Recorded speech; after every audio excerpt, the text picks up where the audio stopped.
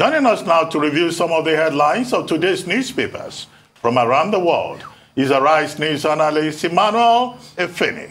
Good morning, Emmanuel. Good morning, Ruben. Good morning, Rufai. Good morning, Victoria Tundu and Kyo Abiola. Good morning. I like that dress. Thank you. Yes, I won't go further. With the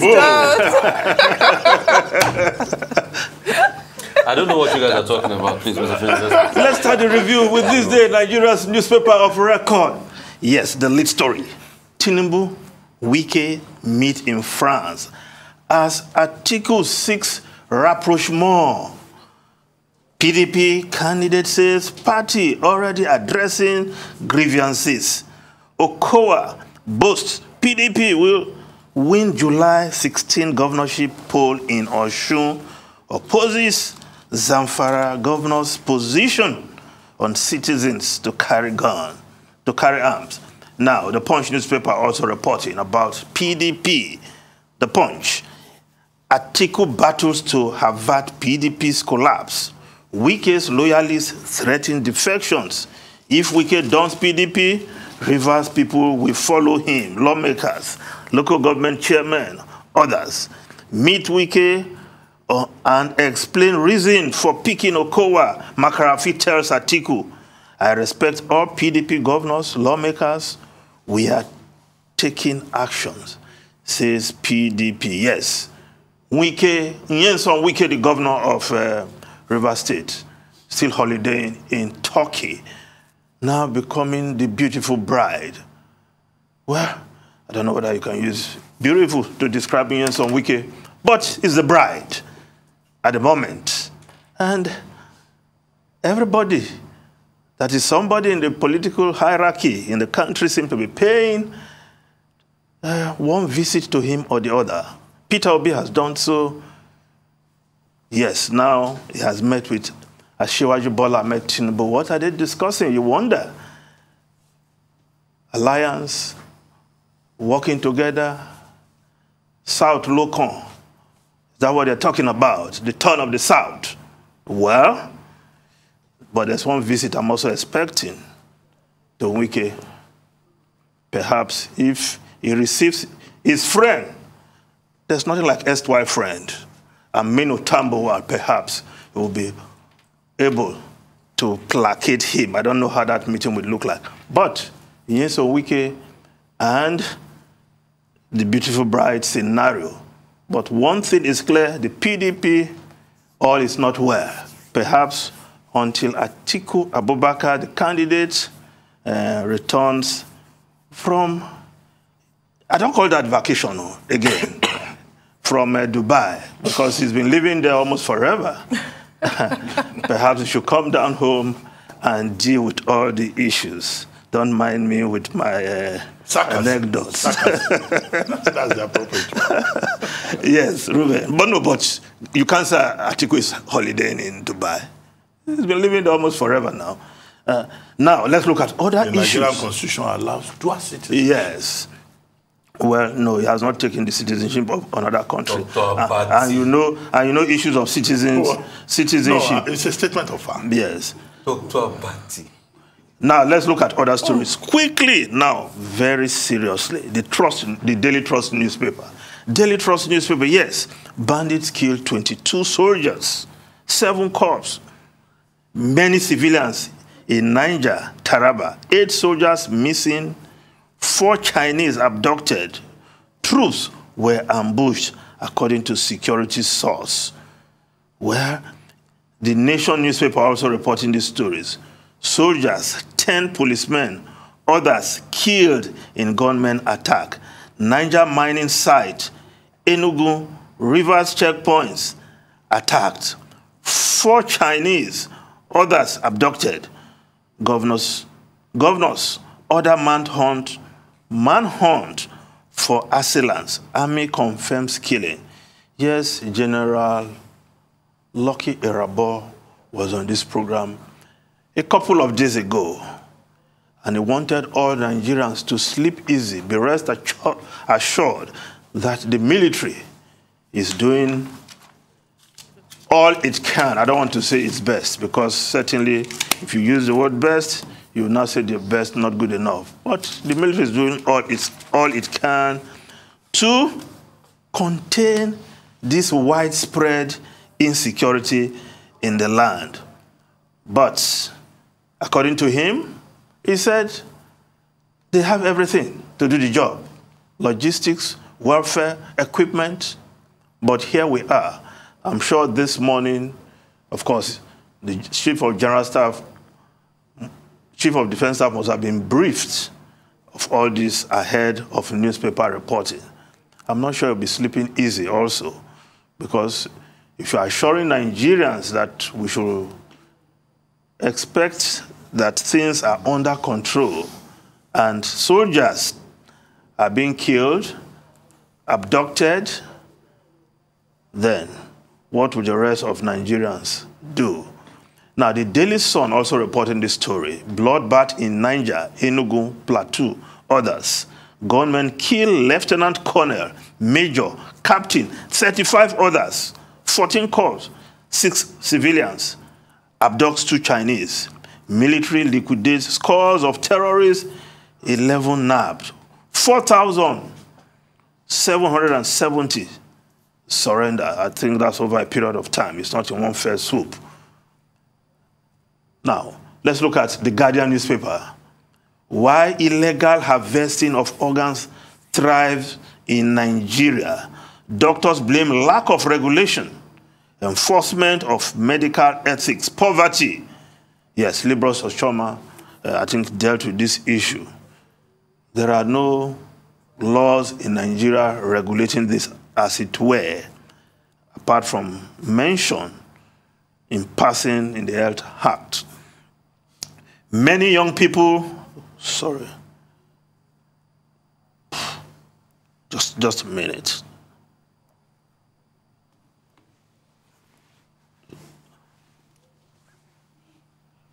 Well, the issue of this illegal harvesting, although in Nigeria, where there's no law, there's no transgression, there's nothing like illegal harvesting. But I think the point this story is making is that, look, a number of people are selling their organs, either out of poverty, and doctors, because there are no guidelines, they too get involved in this. And I think this should be a wake-up call for one and all, that there has to be some rules about this in the country. Yes, over time, persons have been donating organs to help loved ones, to help family members, or just volunteering to help people that are in need. But when it gets to a stage that people out of poverty go around wanting to sell their organs, then the country must wake up and the authorities must sit up. Well, it's a good thing that, well, maybe not a good thing really, but the person involved has been deputy head of the legislative arm of government for a very long time. So I think instead of just traveling to UK to solidarize with one of their own, senators will come back. As they are coming, they should get copies of the law over there and see how they can bring some sanity into what has now become a racket, according to the Guardian report. Now, the Daily Independent newspaper, NLC, mobilizes for national protest over ASU strike. Federal government impasse. Well, this strike has gone on for too long, although not as long as the last time when students lost one academic session. But the earlier this is brought to an end, the better for everybody.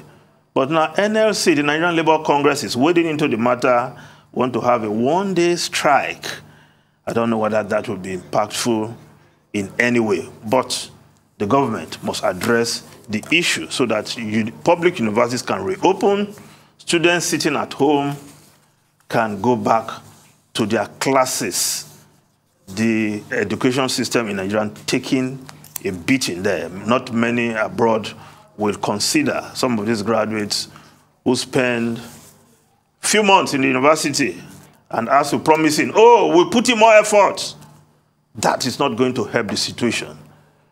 The situation now is bad. What will bring sanity is for Nigeria to start public university to start running normal academic session without these disruptions, which has become customary, as it were. Now, the foreign newspapers quickly. The Times of London, number 10, plans VAT cuts to ease pain of rising prices. Yes, Treasury fears reduction will fuel inflation. A cut in VAT has been prepared by number 10 to curb inflation. If you do, you are damned. If you don't, you are damned. To help the citizens who are battling with the cost of living. But the Treasury is saying it will only fuel the inflation. But let the people have more cash in their hands. Perhaps that is the message a politician would like to deliver and face the consequence later. Now, the Financial Times reporting, Supreme Court deals blow on Biden's climate pledge by curbing EPA powers. Watchdog rein in on regulating emissions. Judges' ruling follows overturning of Roe versus Wade. The Supreme Court, the conservative Supreme Court of the United States, suddenly become the Achilles heel of Joe Biden. All his ideas and policies being punctured by Supreme Court ruling, as it were. But he should know what to do about it. He should pack the court. Yes, but before I throw over to you, we must look at the Daily Telegraph. Tory chief whip quits over drunken groping. Oh, in fact, dear. yes, the Guardian of UK put it more succinctly. Tory deputy chief whip resigns amid sexual misconduct claims. And he said, last night I drank far too much. I've embarrassed myself. Chris Pincher, the former deputy chief whip. Well, this is his second time. He lost his first appointment because he was alleged to have groped somebody, another man, and now he's doing it again. So, under influence of alcohol. Yes. Why can't he stay off of alcohol? This is the thing. And why can't for his political career's sake stay out of scandal? That's my issue. There's always one scandal or another. Maybe if he just leaves alcohol, scandal will go away. No, but the entire party needs to sort out its little situation. It's now back to the 90s, Tory sleaze. But I wanted to say, I have it on good authority, that Alhaji Atiku Abubakar is not in Dubai. He's holidaying in sunny Spain, which is a hop, skip, and a jump from France. If he wants to meet Governor Wike, he might want to schedule that. After the holiday, he'll return to Dubai? Okay. I have no idea where he's going after the holiday. So I wanted to talk about the story I saw in front of, I think it was Guardian newspaper, that was talking about the transportation sector, water transportation. And I think it's a gold mine that's been left untapped in this country. And when you look at the perennial problems we have with traffic, gridlocks, and the likes, I think we can explore water transportation. We've got water. All we just need to do is to put the right investment in. Very good catamaran, boats, roll-on, roll-off catamaran boats that have larger capacity, that can take different routes. And I think it's something investors need to come into. I think at some point, Uber was thinking of investing some money in this. I don't know how that deal went. Maybe they have some of it. But if we do a whole lot more, we can do a lot of water transportation. And because it's an industry that was thriving way back in the early 1900s. Before most of the bridges were built in Lagos, a lot of people went from point A to point B via small boats in Lagos then, albeit they might not be, the motor-driven boats or electrically advanced boats and the like. There's always been a engine. boat. John Holtz, those had a whole division that sells engine boats. So you put those boats on the road and people can use them from point A to point B. And we can explore that to also, I think that should also be part of the transportation agenda of the state government, and also to help to open that water transportation sector, because I feel if it's properly harnessed, it could be a big money maker for the state. Well, Lagos State seems to be doing a lot of that regard. And speaking of human trafficking and organ market, there's a big industry for it. There are a couple of Nigerians every year that leave Nigeria to Malaysia to sell their organs. There are a lot of them. In fact, there was a story that broke at a point that a lot of people that you think, people go to Malaysia to do internet fraud and they're like, no, they go to sell their organs. There's an ecosystem. If you open it up, goodness me, it's so massive what you see in there. And what are the problems? Poverty, unemployment.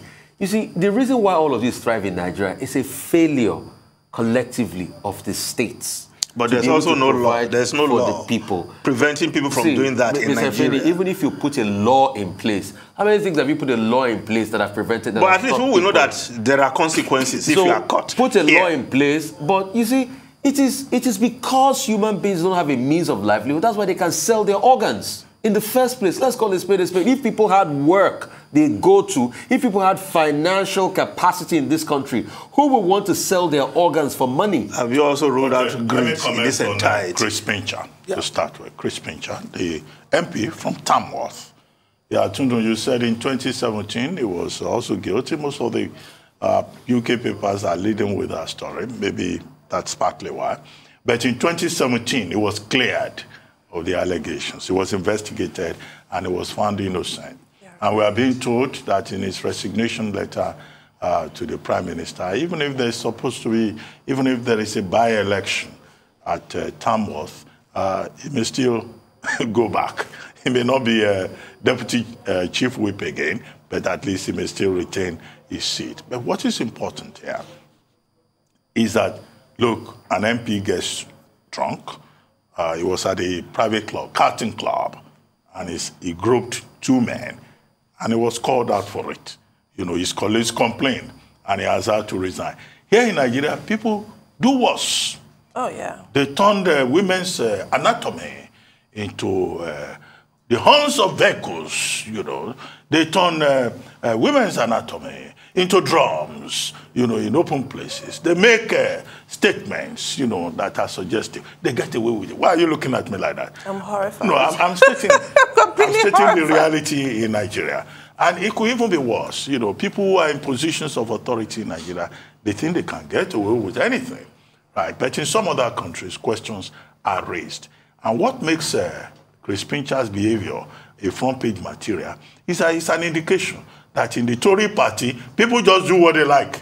That's From the the Prime Minister to members of Parliament, you know, and the thing is swept under the carpet. So you have a regime of misconduct and bad example being set by the Prime Minister, and that is why the matter is a very serious one. As for water transportation, the first letter in the themes agenda of the Lagos State governor, who is incumbent, is transportation.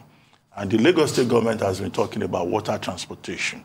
They have a system in place from Ekpe, Ikorodu, all the way to Lagos that they say is operational. It is, I can confirm. Well, you know, but is it being well patronized?